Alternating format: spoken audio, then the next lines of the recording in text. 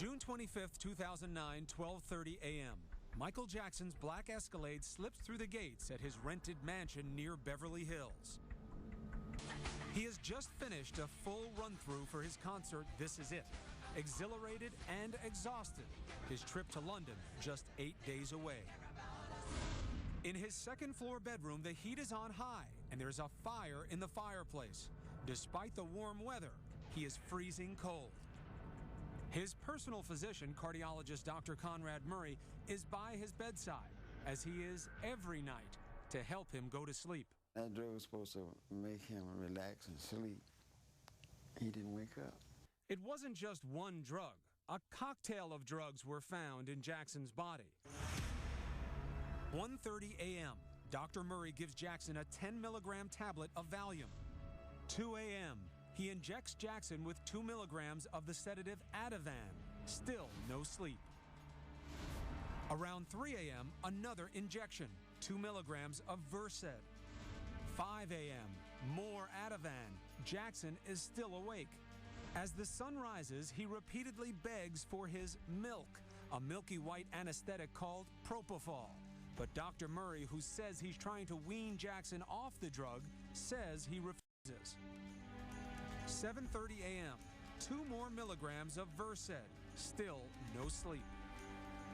10:40 a.m., the doctor finally gives in to Jackson's demands. He says he puts half the usual dose, 25 milligrams of Propofol, into his IV. Within seconds, the king of pop is finally sound asleep. Giving this man Propofol every night for 6 weeks. It's like playing Russian roulette by putting 6 bullets into 6 chambers of the gun and pulling the trigger. 10:50 a.m. Police say Murray tells them he goes to the bathroom, and when he returns 2 minutes later, Jackson has stopped breathing. But Dr. Murray's attorney, Ed Chernoff, says the police got the time wrong. 11:51 a.m. Cell phone records show that Murray makes a phone call to a friend in Houston. A few minutes into the call, Dr. Murray reportedly drops the phone and can be heard giving CPR. Doctor rushed over to him, felt his body to see if he was warm. He was. Looked for a pulse, found a weak pulse, and started performing CPR. While he's trying to perform CPR, he's also trying to call 911. Chernoff says Murray couldn't call 911 because he didn't know the address of the house. 12:12 p.m. Murray sounds the alarm, calling Jackson's personal assistant saying, "Call me right away." Then he runs down the stairs to get help. I felt that there was some type of a panic, you know, an urgency. Chef Kai Chase is making lunch in the kitchen. And you heard Dr. Murray calling for Prince. Children started crying, and the doctor asked for help. That's when I realized something was not right. 12:17 p.m. Security guard Alberto Alvarez runs upstairs to Jackson's bedroom. He observed Michael Jackson on the bed, lying on his back, with his arms extended outward from the body. His eyes and mouth were open. Associated Press reporter Tom Watkins exclusively obtained Alvarez's official statement to police, a minute-by-minute account of the crisis as it unfolded. Dr. Murray was performing CPR on Michael with one hand.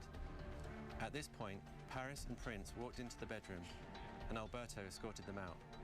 Sobbing, the children run back downstairs into Kai Chase's waiting arms. We stood in a circle and we held hands together.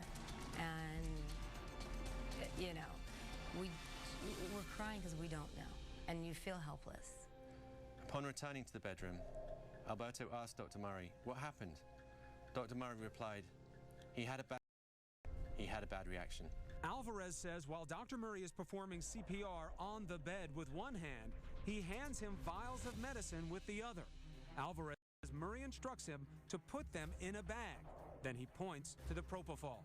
Dr. Murray then told Alberto to remove one of the IV bags and place it into the blue bag. Alberto stated that the IV bag contained a white substance. 12:21 p.m. Only after that, Alvarez says, does Dr. Murray tell him to call 911. What is the emergency? We have a gentleman here that needs help, and he's not breathing. He's unconscious, he's not breathing?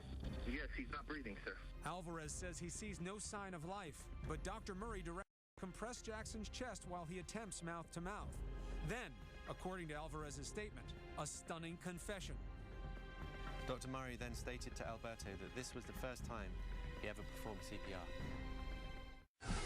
12:27 p.m. Within an ambulance and fire truck arrive. ABC paid to license this footage from Ben Evenstad, who runs National Photo Group. The photographer looked inside and saw on the call screen 50-year-old male not breathing. That we thought, okay, this is probably Michael. The paramedics are in the house for 42 minutes. Dr. Murray was the senior medical person there, and he had the authority to say, I want him taken to the hospital. But the paramedic said, he's dead. This is Michael Jackson's estate, everyone. Outside, a busload of tourists, oblivious to the life and death drama unfolding inside. The bodyguards looked very tense. Something was wrong. Shortly after 1 p.m., the ambulance begins to move. So as it was backing out, I told the photographer, put the camera up against the window and get the shot, and that's what he did. It is the most valuable paparazzi photo ever taken. The ambulance races to the hospital, followed by the children in one Escalade, the bodyguards in another. At the hospital, the bodyguards who protected Jackson in life lash out at those who would intrude upon his privacy in death. Please, man, it's a private. I know, but it's this big, man. Michael Jackson is in a coma. I was at my house in New York, and I get a call. So your brother's been taken to the hospital. It's on CNN right now. Suffered from cardiac arrest and is now in a coma at the UCLA Medical Center. I just couldn't believe it. It just didn't ring true to me. But there was no going back. At the hospital, Jackson's former manager, Frank DeLeo, tells Michael's children their father is gone. When I came in, I'm sure they just saw it on my face, and they said, say it's not true, and I just said, I'm sorry, but, this has happened. Hundreds gather outside UCLA Medical Center as word spreads. The King of Pop is dead. 6:45 p.m. Jackson's body is transported by helicopter to the coroner's office for what will be one of the most intense death investigations Hollywood has ever seen. At the center of it all, one question. How did Michael Jackson die? Is Dr. Conrad Murray guilty of killing him? Or did the King of Pop kill himself? It wasn't an accident. He was murdered. That's next.